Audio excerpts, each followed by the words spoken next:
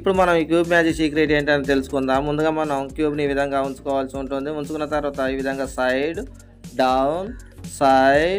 Down ఈ విధంగా తిప్పుకున్నట్లయితే మనం మ్యాజిక్ చేయడానికి ఈజీగా ఉంటుంది. ఇప్పుడు ఈ సీక్రెట్ తెలుసుకుందాము.